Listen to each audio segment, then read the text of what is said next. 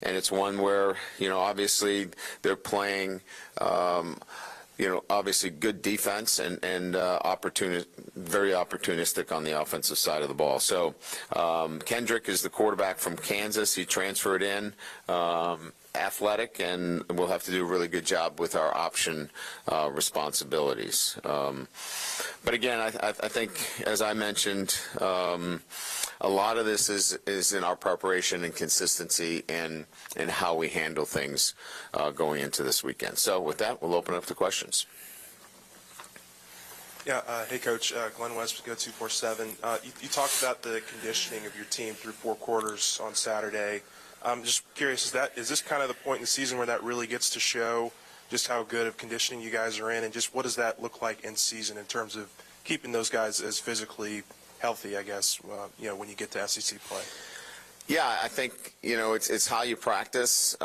We don't condition during practice or after practice, so it's a matter of, managing the practice structure itself, that you are getting your team to a workload that the games become easier. And then you start to see that in the third and fourth quarter where you can wear down your opponents. We're weight training during the season, and it's not a maintenance program. It's a program that, we're not putting our guys in a compromising position where they've got too much weight on the bar, but, we're being powerful with our weight training and really intentional about, trying to get our guys stronger during the season. So we want to continue to add strength. We want to continue to condition our players, but also with an eye towards, making sure that their workload is such that they can be their best on Saturday.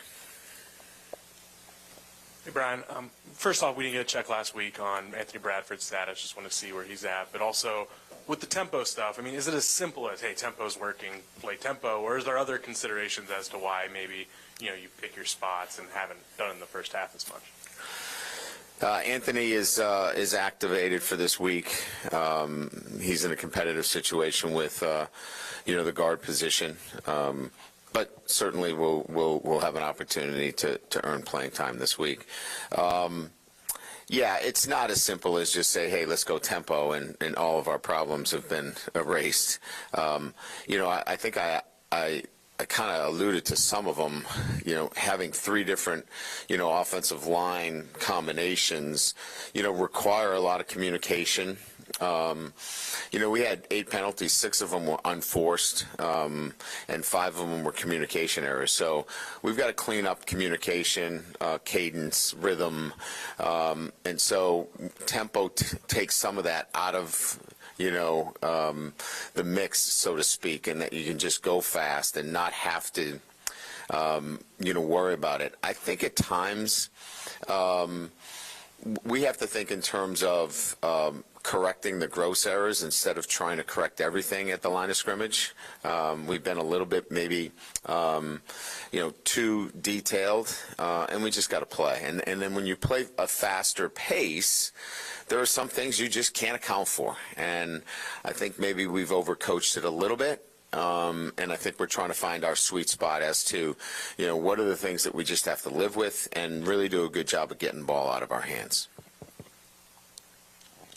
Coach, what are your assessments of Jaden so far this year? You were very specific in the post-game about opening up.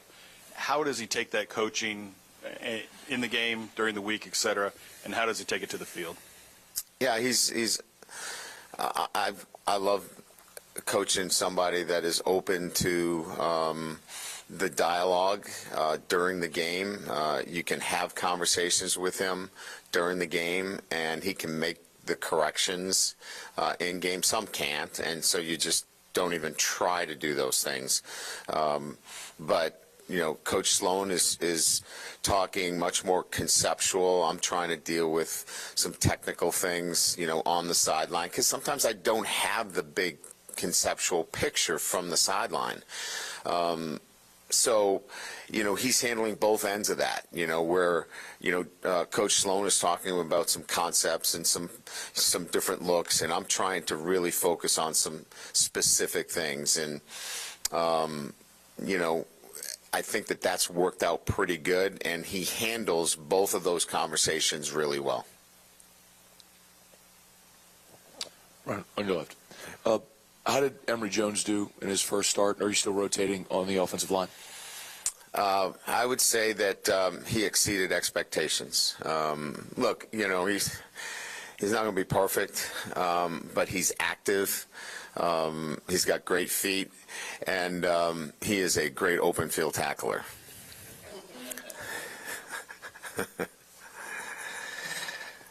Brian, Wilson here from The Advocate. You talked about this a little bit after the game in terms of how Kayshawn getting double covered is opening things up for Malik. At the same time, do you feel like you guys need to do some different things to get Kayshawn going, or is that just going to kind of have to maybe live with that a little bit? Yeah, I think that's a little bit of both. I mean, I think, look, this is never one-sided, right? It's never all on the player. It's never all on the coach at this level. I think you have to look at both, right? We got to look at how we can move him around and utilize his talents, and then he's got to continue to work hard and work on his skill set, and continue to work hard in practice. So it's always going to be that at this level, at the next. It's always going to be on the player. It's always going to be on the coaching staff to work together. This is working together as a team. Is how you get better. It's never just one side of it. So absolutely, we've got to do our job as coaches to move around and be creative, and he's got to do his end of continue to work hard and be the best player he can be. Hey, Coach, here in the middle. After looking at the film, what were your thoughts on some of the special teams that you had, the decisions to catch punts, the punt return coverage, the kick return coverage late in the game? I know there was a hold called on that late kickoff, but did you still see a breakdown there? Yeah, so a couple things. The kickoffs are a direct result of the kicks. The kicks that have been returned have been line drives down the middle of the field. That is going to compromise your coverage. We don't have a chance to get off blocks and get properly covered. Now, can we get off some blocks and make some plays? Absolutely, and we've got to be better there. So this is not all on the kicker. However, it does expose you with those types of kicks. As it relates to the fielding of the punts, we got to coach better. I mean, and I've got to be involved in that and make sure that those guys are absolutely clear in terms of they cannot move their heels, past the 10-yard line. Greg obviously lost track of where he was. He's a young player. We've got to do a better job coaching him there. The one that he tried to field, he felt like it hit one of our players. Look, when you're looking at it, it's close, but again, that goes to awareness, and maybe we could have coached him better if he saw some Mississippi State players, moving towards the ball. Maybe that's the cue that he falls on it. If he doesn't see a Mississippi State player going to it, maybe he stays away from it. And I think we can do a better job coaching that too. Hey, Coach, right here. How do you think the run game has been improving kind of steadily so far this year, and how impressed are you with your backs? Yeah, look, I mean, I think last week we talked about, run efficiency and where is that as it relates to, week 2. And I said, I really can't tell you until we start SEC play. Our run efficiency was much better. When we needed to run the football, we were able to do that, to close out the football game.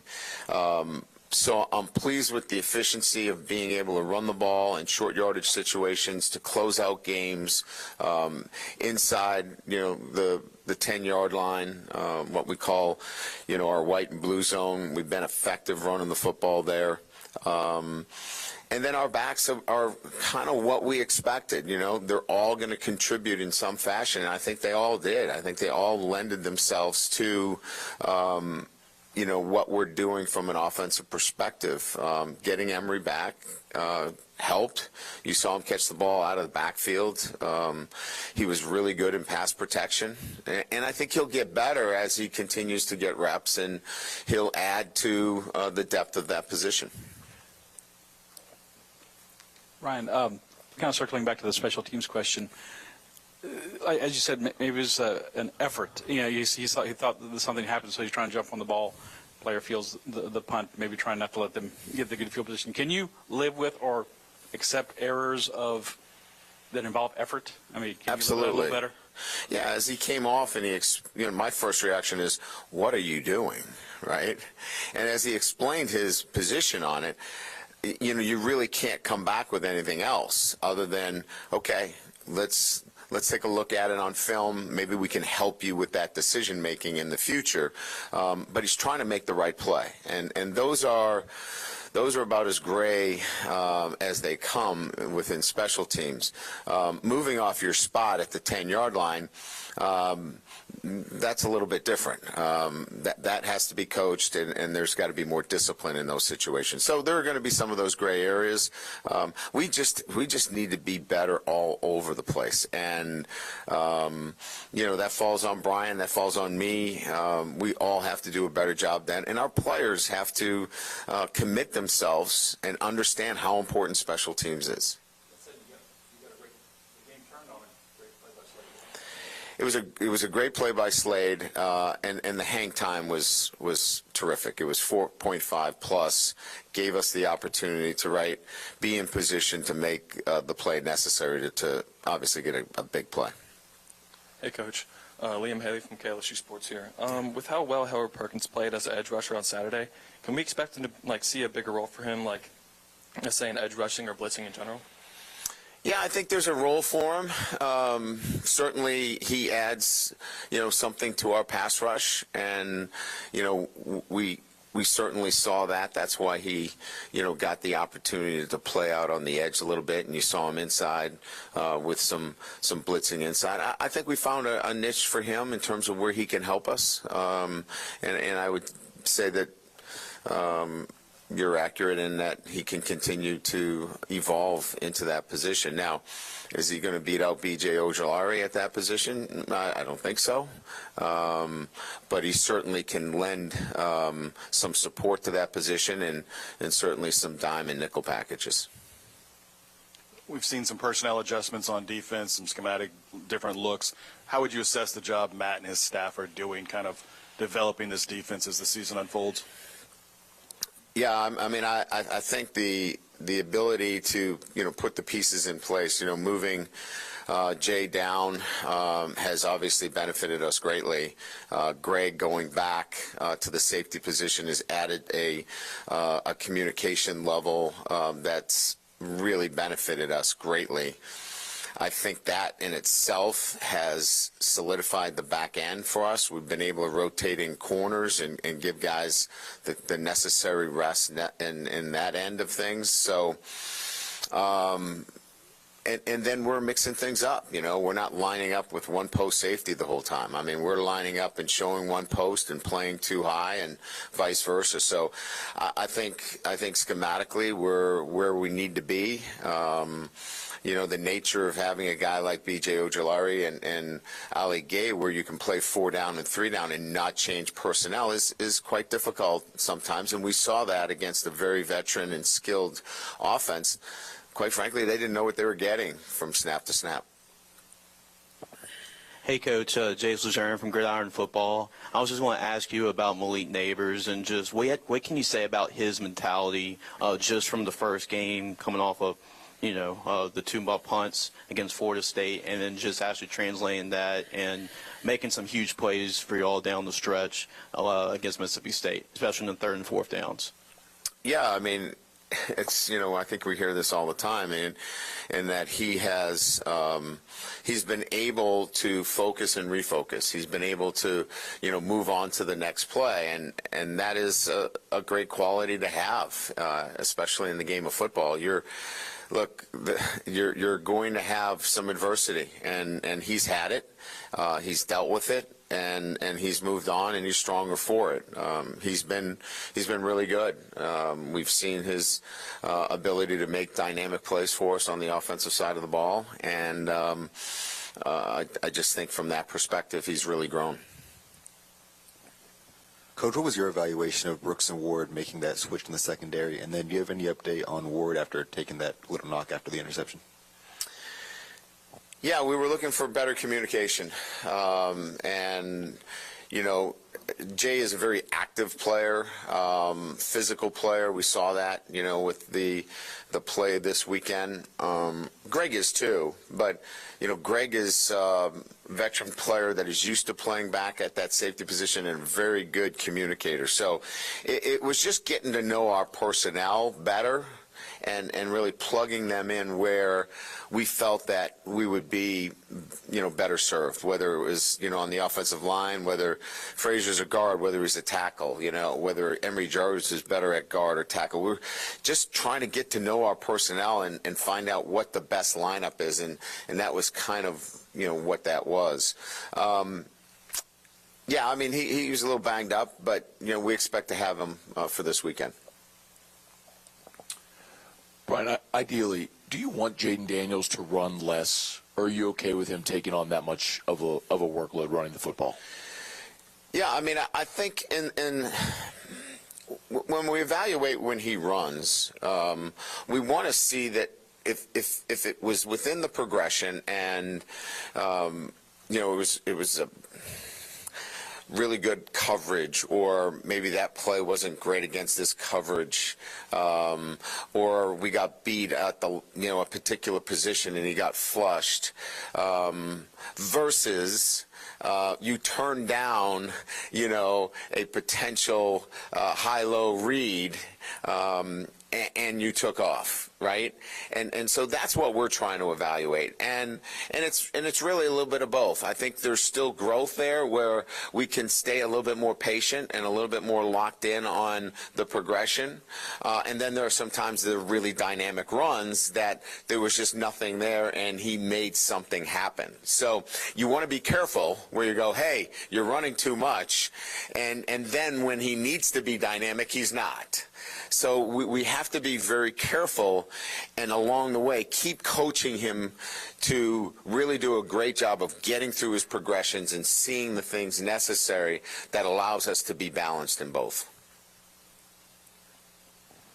Brian, obviously you were really high on Mason Taylor in the preseason. Just how would you evaluate what he's done so far? What is it kind of about him and his skill set that's allowed him to play and sort of take over that role as a freshman? I think he's very confident in his ability, so I think it starts with confidence first. I think second, you know, it's a pass-catching tight end, a guy that has really good hands, his ability to run after the catch, extremely athletic. So I think it's skill set, confidence, and he's put on the necessary size to, you know, go into traffic and make some plays. You know, we didn't find him very well on Saturday. Maybe a couple of freshman mistakes. He stepped out of bounds on a narrow route where, you know, he needs to know where he is. But, you know, those, I'm okay with those. You know, that's a learning curve, and those are great opportunities to point out to a freshman that he's not going to make that same mistake twice. But I would say confidence, and then just the physical attributes that he has. Hey, Coach, down here. I was sort of curious as to how do you think John Emory sort of fared in his first game back, and how was he feeling sort of after the game, after, you know, not having played for over a year? He was elated after the game. That he actually played football for the first time in a long time. He was sore, he was tired, and I think he had all the feelings that he remembered in playing. So I think the post was really good. He was really nervous going in. But I thought he, you know, afforded himself very well. Yeah, I thought he ran with pretty good vision for a guy that hadn't played in a while. You know, I talked about rust. There was some. But again, I think all in all, caught the football, played with low pads, and he'll get better. So I thought a good first game for him. Coach, you have four, right here. Oh, yeah. Sorry. In the front. You have 4 place kickers on your roster. How have you seen, like, the recruiting landscape for kickers change over the years, and have you ever changed kickers mid-season? I think I have changed kickers in midseason. I'm not interested in changing kickers right now. I think I think our kicking situation is much more technical than it is anything else. We just got to clean up some technique. But, you know, we've got a scholarship kicker as well. We've got a transfer from Northwestern who's talented as well, in Finnison. So, Dybert, Finnison, Ramos, Peyton Todd's a really good punter. I mean, we're pretty deep in kickers. You know, Bramlett obviously, punted the ball very well. So, I really think that there's some great depth there. But we're not going to say there's never competition at the position. If we feel like, we need to make a change in a particular area, for example, we got to change kickoffs versus field goals, extra point, we'll consider all of those things for the betterment of the football team. Great. Thank you.